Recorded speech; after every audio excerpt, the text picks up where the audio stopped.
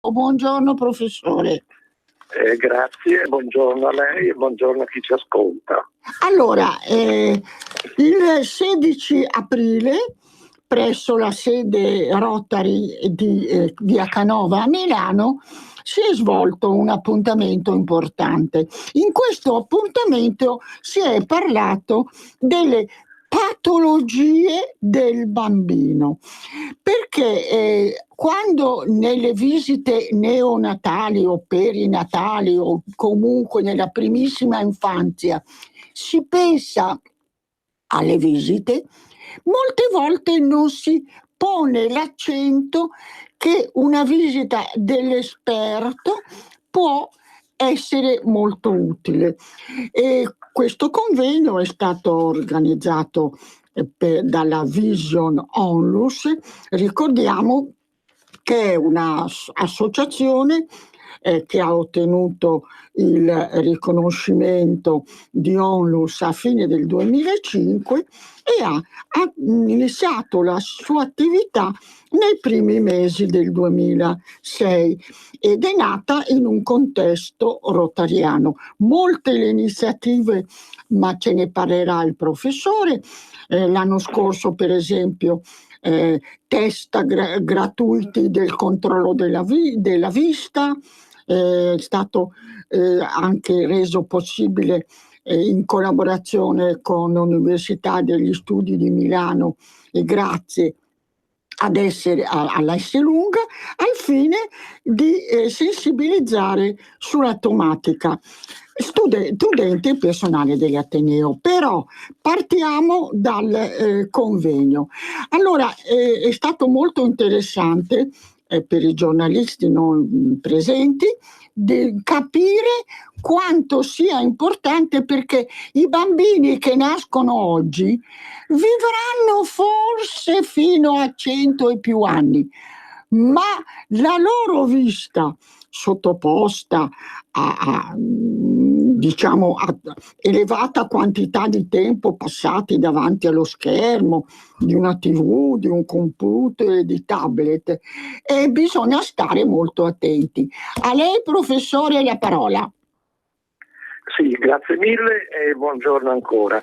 Intanto vorrei dire brevissimamente su Vision più Onlus. Vision più Onlus, come ha detto lei, è un'associazione partner rotariana dei due distretti 2041 e 2042 che insistono sul territorio della Lombardia. È nata ufficialmente come Onlus nel 2005, però agisce sul territorio già 10 anni precedenti, dal 1993-94, come commissione distrettuale. Poi per problemi anche di tipo finanziario, in quanto le commissioni non potevano gestire attività o avere soldi per fare i loro progetti, si è tramutata e diventata Onlus con l'approvazione del Ministero. Bene, di che cosa si occupa? Si occupa da un lato di sensibilizzazione, di informazione alla cittadinanza di quelle che sono le malattie oculari, e questo lo fa sul territorio lombardo e sul territorio italiano, e poi anche di assistenza a chi ha necessità o chi non riesce ad adire a visite oculistiche o alla chirurgia oculare al di fuori dell'Italia, in paesi tipo Madagascar, tipo Eritrea, dove la nostra Onlus lavora. Tornando a noi e tornando alla vista, noi dobbiamo ricordarci che l'85% di tutti i messaggi, tutto quello che arriva al nostro cervello, passa dalla vista. Ecco perché la vista è così importante e noi dobbiamo imparare a preservarla sin da piccini, perché un'alterazione oculare, alterazione sia di tipo organico che di tipo funzionale, può creare dei danni che vanno dalla cecità a una importante ipovisione, cioè a un'importante riduzione della funzione visiva. Ma noi forse dimentichiamo che non esiste una patologia oculare, ma esistono molte. Per Certo. esempio l'ipermitropia, la miopia, l'astigmatismo, lo strabismo, e questo i nostri piccini potrebbero averla in forma leggera e non visibile subito. Ecco perché le è stato molto bene sottolineato durante il convegno che è importantissimo che genitori, nonni e chi si occupa dei nostri piccoli magari colga qualche piccola difficoltà e porti il bambino da chi ne capisce. Certo, io direi che a ogni età ha delle patologie differenti, per cui alla nascita poi noi abbiamo delle patologie organiche che possono essere ad esempio nei bambini prematuri la retinopatia del pretermine, oppure delle cataratte congenite, oppure un glaucoma congenito che se non vengono trattati subito portano alla cecità.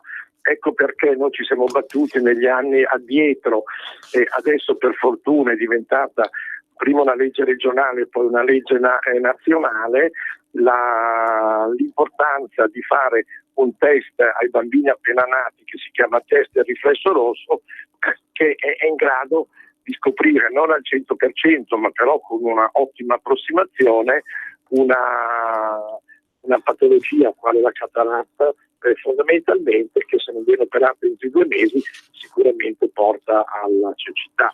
Abbiamo poi il problema che ha detto lei, che è quello dei vizi di refrazione.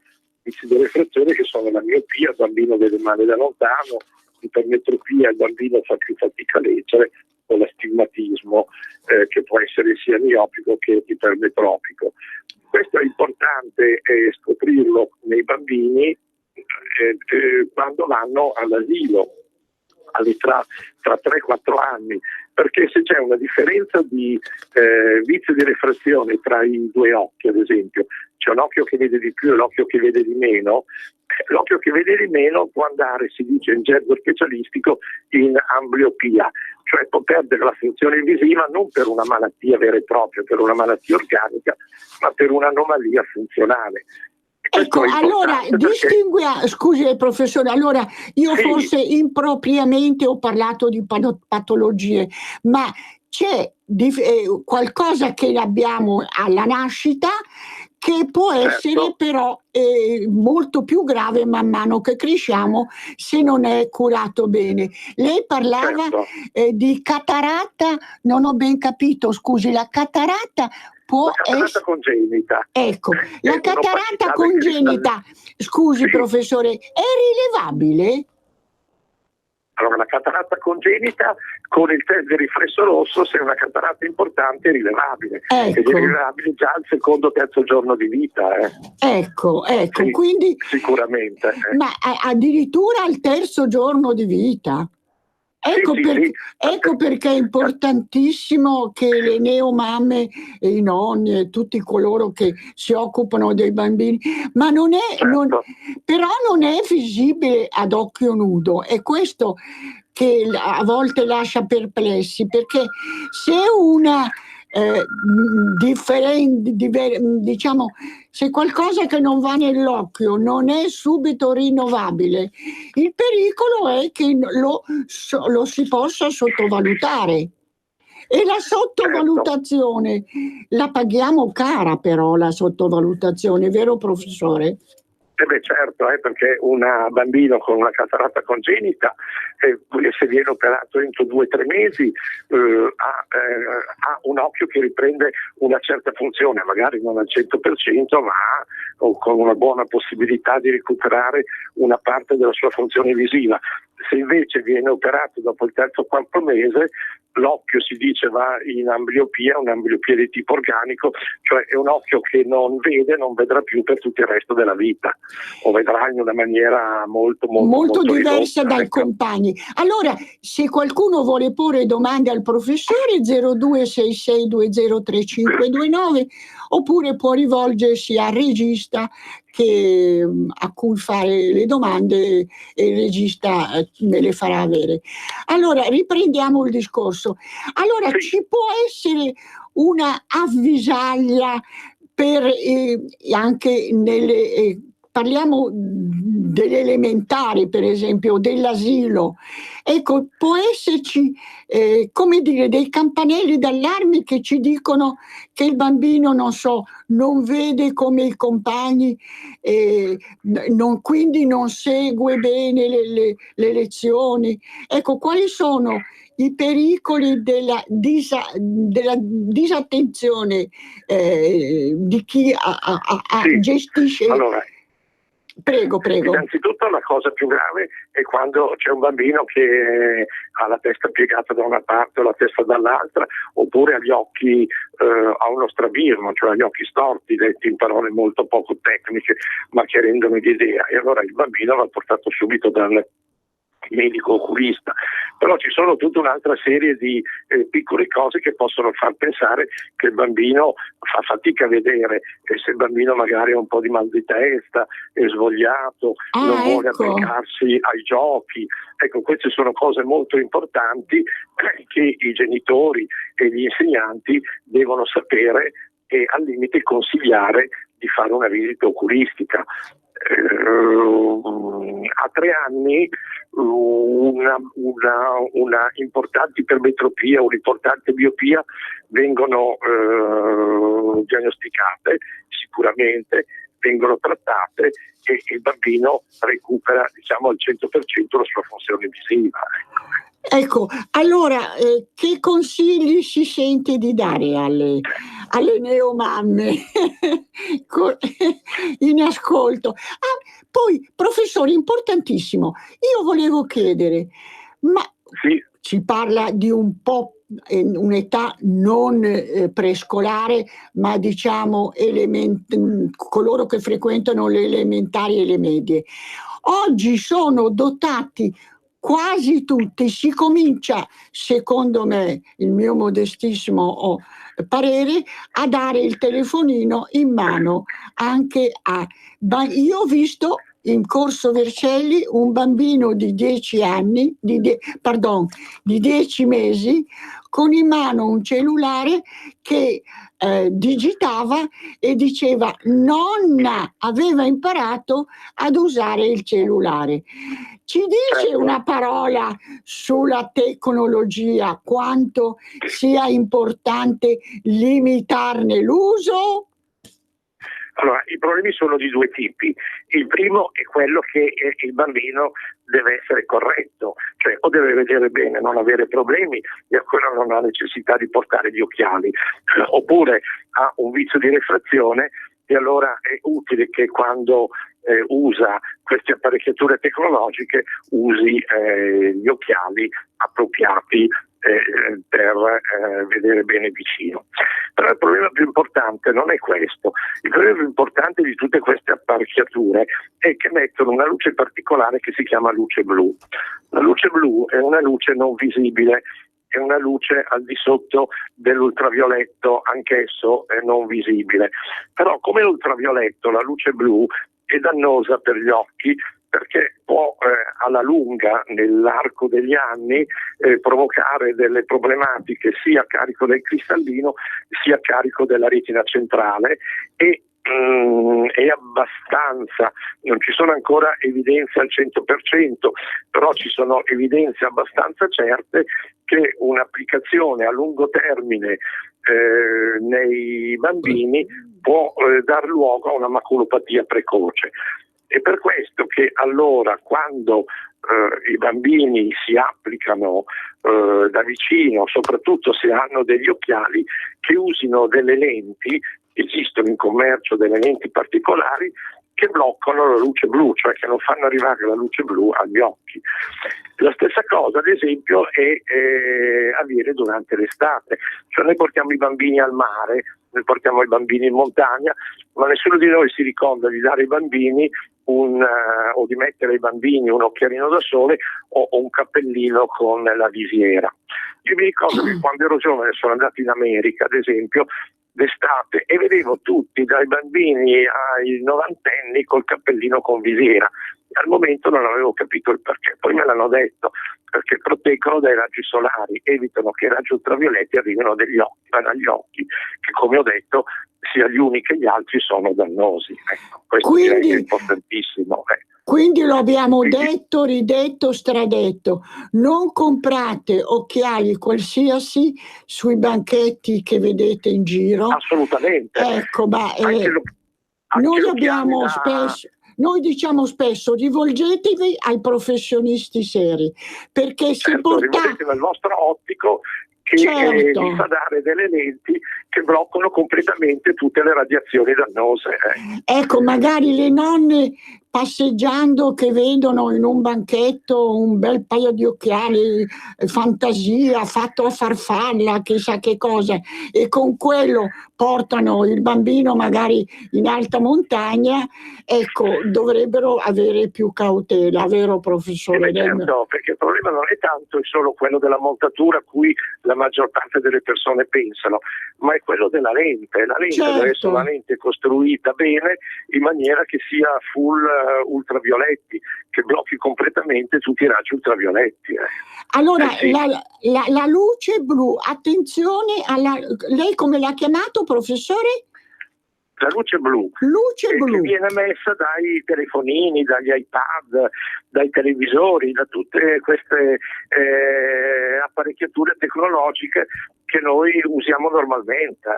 Allora diamo un consiglio agli ascoltatori e alle ascoltatrici e diamolo anche noi stessi.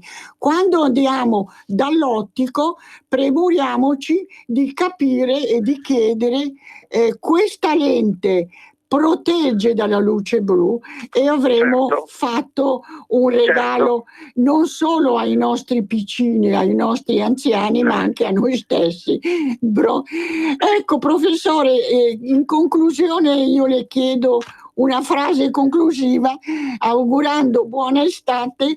Auguriamo buona estate ai nostri ascoltatori con un consiglio di una persona che ne sa sicuramente più di me.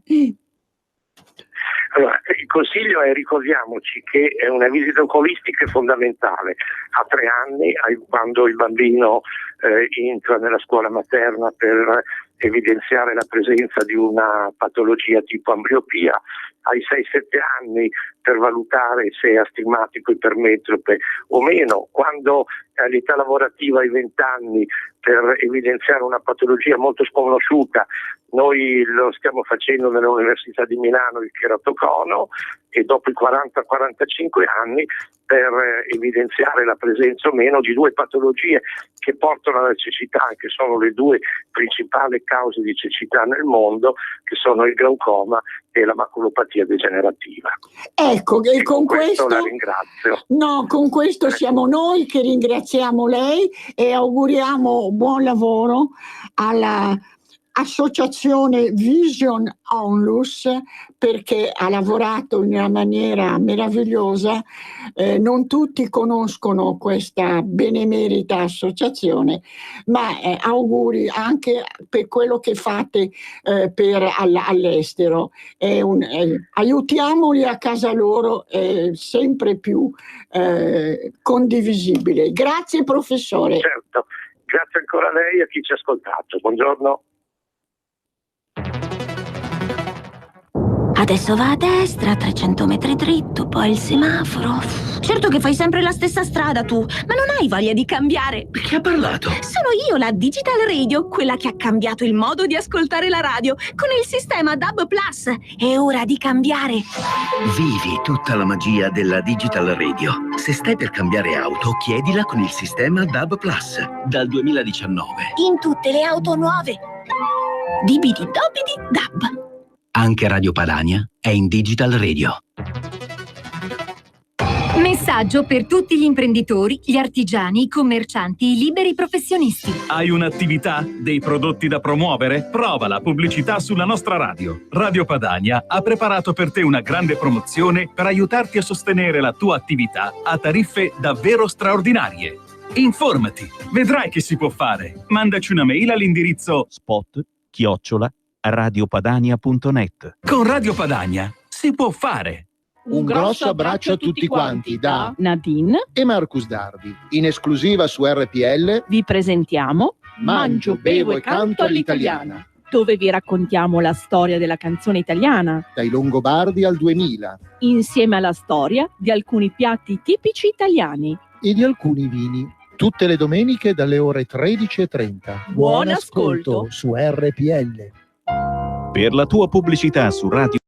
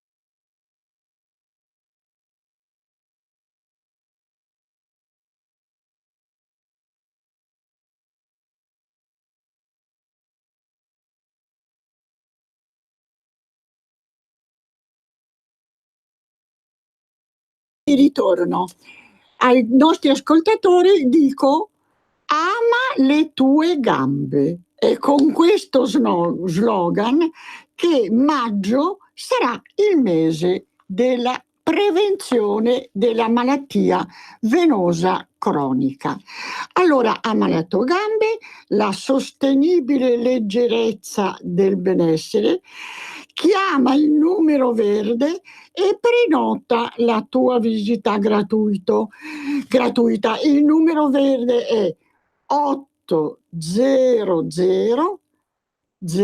3 volte 42650. Dolore, gonfiore, crampi notturni possono essere i primi sintomi legati alla malattia venosa cronica. Questa patologia coinvolge il sistema circolatorio e si verifica quando una vena non funziona correttamente. Quindi per tutto il mese di maggio è possibile prenotare una visita gratuita con un medico della CIDV, Società Italiana Diagnostica Vascolare.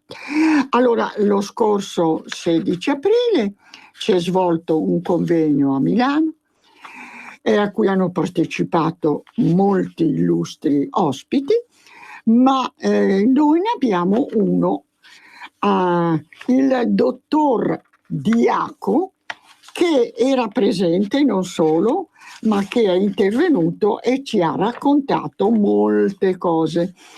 Buongiorno, dottor Elia Diacolo.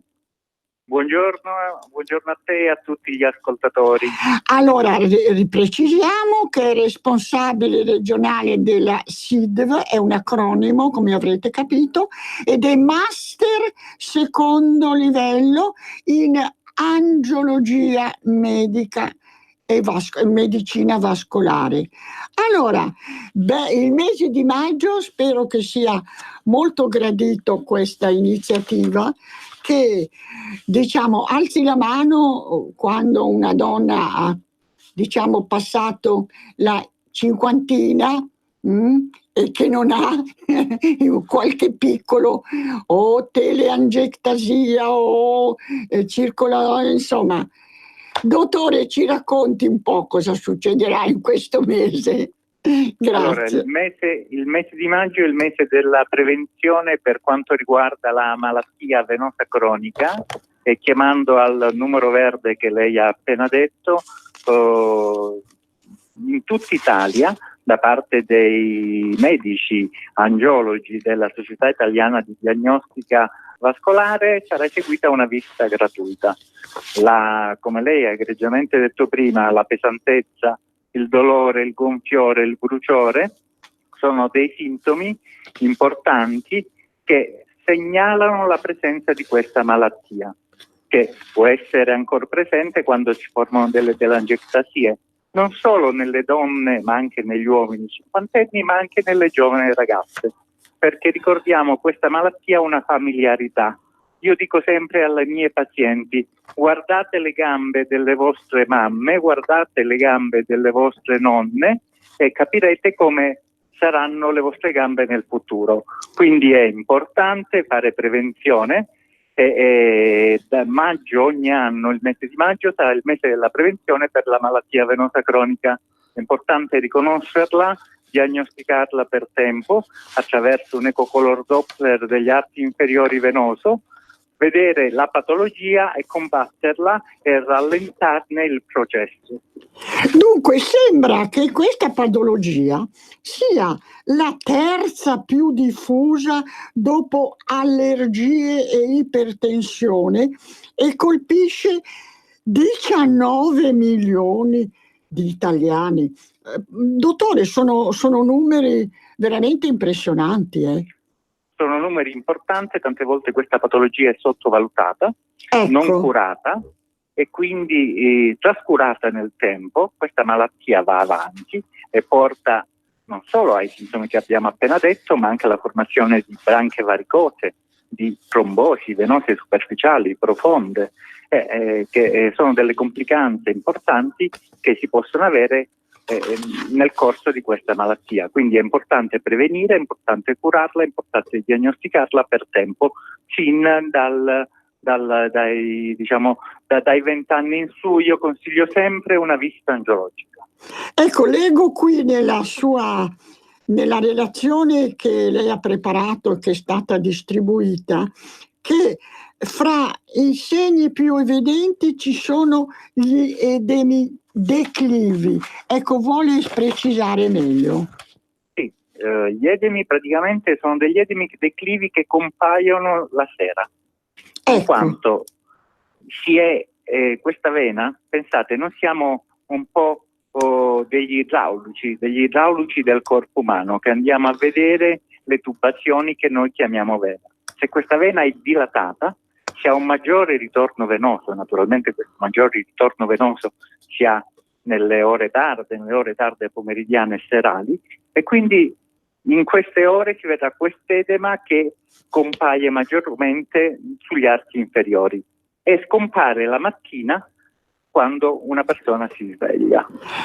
Cioè è il classico nervoso, chiamiamolo. Mia mamma diceva: ho il nervoso alle gambe stanotte. Ho avuto il nervoso alle gambe, come giustamente lei dice, sarebbe la sensazione di bruciore, la sensazione di pesantezza, la sensazione di gonfiore che si hanno specie con i primi caldi, perché con i primi caldi si ha una maggiore vasodilatazione delle vene, quindi questa malattia compare in tutta la sua sintomatologia, ma la malattia è presente 360 giorni l'anno, quindi va combattuta 360 giorni l'anno e, ripeto, va fatta una giusta prevenzione. Ecco perché questa iniziativa bellissima, Ama le tue gambe, un numero verde dove chiamare e fare una visita angiologica gratuita.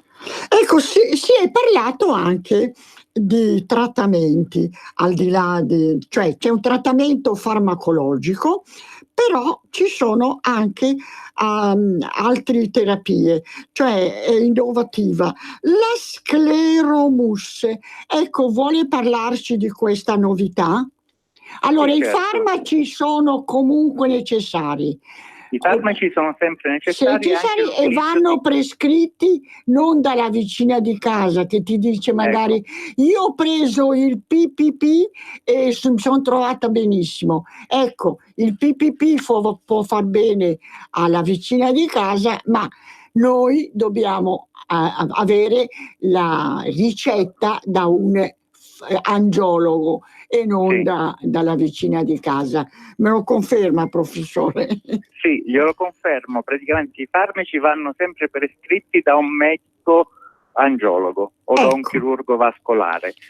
sono dei farmaci specifici per quanto riguarda la malattia venosa cronica, e insieme all'utilizzo dei farmaci è importante anche l'utilizzo delle calze compressive. Ecco, importantissimo. Poi ci parla anche come devono essere, ecco, dottore, scusi, la stiamo salendo. Allora, calze contenitive e diciamo tutto, e questa nuova questa nuova tecnica che ecco, ma scusi dottore, ma dico bene la scleromus? La scleromus delle vene ecco, varicose, cioè o anche della grande safena. Ecco. Una volta queste vene malate, fino a qualche anno fa, venivano operate, veniva fatto lo stripping, ovvero si toglieva la safena chirurgicamente in sala operatoria con dei giorni di degenza. Questo adesso, nella maggior parte dei casi, non avviene più, perché in ambulatorio, attraverso sempre l'ecografo e attraverso un ecocolor Doppler gli arti inferiori, si identificano i vasi malati e vengono iniettati all'interno di questi vasi una schiuma sclerosante che provoca una flebita chimica e porta alla chiusura del vaso e alla scomparsa del vaso stesso nel giro di pochi mesi. Lo si fa in ambulatorio di angiologia, senza taglio, senza anestesia, senza un giorno di degenza, senza alcun intervento di tipo chirurgico. Quindi lei conferma che la paziente entra ed esce dopo poche ore? Entra ed esce dopo un quarto d'ora. Che meraviglia! Allora, non fa più l'intervento classico nella maggior parte dei casi non si fa più. Ecco, poi dopo aver eseguito questa scleromus, cosa deve fare? Dopo deve utilizzare dei farmaci appropriati, una calza appropriata per un periodo minimo di 3 mesi e fare dei controlli periodici a 15-30 giorni e a 2 mesi per valutare come sta procedendo questa mus che abbiamo iniettato all'interno, che ha provocato questa flebite chimica e ha chiuso questa vena. Allora, non ci sono limiti di età quando non sotto i X anni e non sopra a X anni, dottore? Allora, guardi, io tratto solitamente diverse persone che vanno dai 18-20 anni fino ai 90 anni. Quindi mi ha già risposto molto brevemente. Io tratto anche tantissima gente che con le gambe fa un lavoro specifico, appropriato, quindi le telangiectasie e le venule, diciamo, di colore verdastro possono essere trattate e può essere, diciamo meglio, non è un trattamento estetico, è un trattamento funzionale, ma può fungere anche da trattamento estetico. Allora, se una persona è sottoposta a una cura anticoagulante, può essere non indicato oppure è indicato ugualmente? Anche con trattamento anticoagulante può fare questo tipo di tecnica. Non è indicato nei casi di gravidanza oppure se ha una malattia trombofilica omozigose. Ecco, allora lei è un angiologo e medico vascolare. Sì.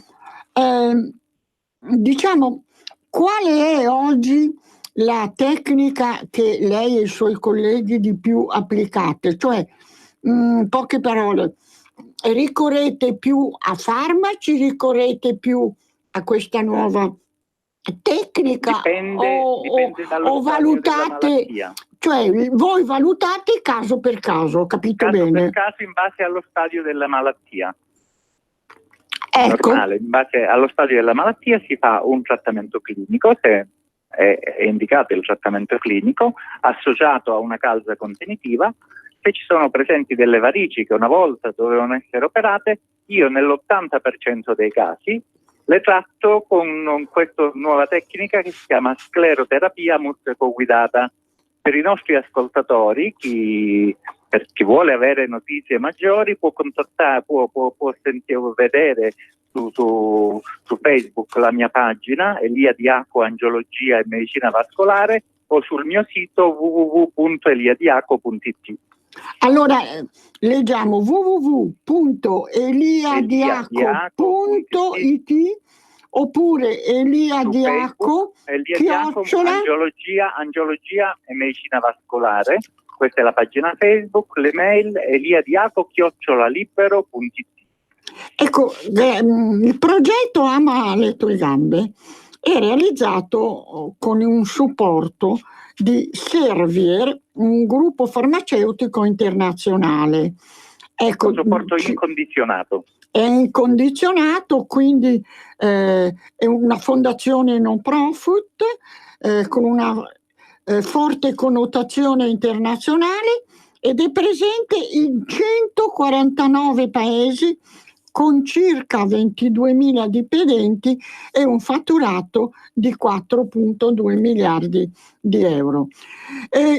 Dottore, qual è il vostro rapporto col farmacista? Si è parlato molto durante il convegno del rapporto che si ha col farmacista, perché molto spesso la persona entra in farmacia e chiede al farmacista: dottore, cosa mi dà una pomata? Ecco, perché il farmacista è vostro alleato? Il farmacista diventa un alleato perché è consapevole che il farmacista non può fare diagnosi, non può fare visita, non può prescrivere un farmaco, ma è il farmacista che dice: vai a fare una visita, vai a fare dapprima una visita col tuo medico di medicina generale, e il medico di medicina generale, se lo ritiene opportuno, lo invia al medico specialista. E questo è l'iter che il paziente deve fare. È un iter importante per consolidare o meno la presenza della malattia venosa cronica. Bene, allora, chi è amico delle gambe e chi è nemico delle gambe? Allora, gli amici ne abbiamo parlato, ma ci dica, dottore, il nemico è per caso il sole cocente e quelle, diciamo, scriteriate che prendono il sole senza protezione, a volte si vedono sulla spiaggia, ma potrebbe essere, diciamo, un pegno, un debito che si paga più tardi? Certo. Allora, come diceva lei egregiamente, le prolungate esposizioni delle gambe al sole, le sabbiature, ma anche la depilazione con cerette calde ed il clima caldo-umido sono dei nemici per le gambe. Evitare quindi la permanenza vicino a fonti di calore, quale d'inverno possono essere stufe, caloriferi, caminetti, bocconi dell'aria. È importante anche una moderata attività fisica. D'estate, ad esempio, è meglio camminare nell'acqua di mare, fare tanto nuoto, fare tanta bici, che sono molto efficaci. Evitare i bagni troppo caldi, è controindicata la sauna. Ed estate sono molto utili le spugnature fredde alle gambe e l'uso di un gel crioflebotonico o della schiuma ad azione criogenetica sulle gambe che provoca una sensazione di sollievo. Non utilizzare tacchi troppo alti e quando è possibile tenere le gambe sollevate, dormire con i piedi leggermente sollevati di 10-20 centimetri, e l'obesità, i cibi piccanti, gli alcolici, il caffè sono da evitare. Allora, quando si è seduti davanti alla televisione, per esempio, è ottimo prevedere un cuscino su cui appoggiare le gambe e non tenerle accavallate, magari. Cosa ci dice al proposito? Certo, è importante tenere le gambe alzate 20-30 centimetri attraverso un cuscino o attraverso una sedia regolabile che alza le gambe di 20-30 centimetri. Questo aiuta tantissimo per quanto riguarda il ritorno venoso. Allora, ha fatto cenna alla sauna. Sì, la sauna è controindicata. Ecco, ma come mai nei popoli nordici dovrebbero avere tutte le gambe disastrate, i popoli nordici, i popoli che utilizzano la sauna? Io mi chiedo come facciano, no? Forse scelgono bene i nonni, come qualcuno diceva. Appunto, hanno una genetica sicuramente differente, però il caldo è il nemico numero uno per quanto riguarda le gambe. Ecco, ricordiamocelo, quello che ci ha detto il dottor Diaco, che è importantissimo. Il caldo eccessivo, ma anche il freddo eccessivo, dottor Diaco, o no? Ma il freddo un po' di meno, perché provoca una vasocostrizione, diciamo. Però ecco, il caldo eccessivo ma sì. tutti gli eccessi, sia di caldo che di freddo, però fra i due, dovendo scegliere, è meglio evitare. Preferiamo il freddo. Ecco, Preferiamo il freddo piuttosto al caldo. Ecco, allora stiamo per concludere. Io ringrazio il professore, ma non prima di averci dato dei consigli. Siamo vicini alle vacanze, che io mi auguro siano belle per tutti, auguri a tutti, ma non approfittiamo troppo e sentiamo i consigli dei nostri esperti per come fare una vacanza priva no, ma insomma più possibilmente precauzioniamoci per quello che riguarda le nostre gambe. Io poi vi darò di nuovo il numero verde. Dottore, prima di lasciarci ci dia i consigli. Allora, il consiglio sicuramente è quello di evitare il caldo, evitare i tacchi troppo alti, evitare quando si fa un lungo viaggio, evitare di stare troppo seduti, di fare dei movimenti utili per le nostre gambe ed importante non sottovalutare la malattia venosa cronica e curarla sin dai primi sintomi. Per questo la campagna Ama le tue gambe, tutto il mese di maggio, chiamando il numero verde, una visita gratuita angiologica in tutta Italia da parte dei medici della Società Italiana di Diagnostica Vascolare. Perfetto, allora chi volesse informazioni sul dottor Diaco, abbiamo dato, lo ripetiamo, www.eliadiaco.it, vero dottore? www.eliadiaco.it. Bene, oppure eliadiaco@libero.it. Allora, grazie dottore. Grazie a voi, una buona giornata. Buona giornata. Allora, cari amici e amiche, come vi avevo promesso, avete una penna a portata di mano, spero di sì. Io vi ripeterò lentamente il numero da chiamare. 8 0 0 0 4 2 6 5 0. Lo ripeto, 8 0 0 0 4 2 6 5 0. Durante tutto il mese di maggio si può chiamare questo numero e prenotare una visita. Allora, gratuito, lo sottolineo, gratuita, quindi questo è molto importante. Dolore, gonfiore, crampi notturni possono essere i primi sintomi legati alla malattia venosa cronica. Questa patologia coinvolge il sistema circolatorio e si verifica quando una vena non funziona correttamente. Ricordiamoci lo slogan: ama le tue gambe. Bene, cari amici, a risentirci lunedì prossimo. Avete ascoltato Sani nel terzo millennio.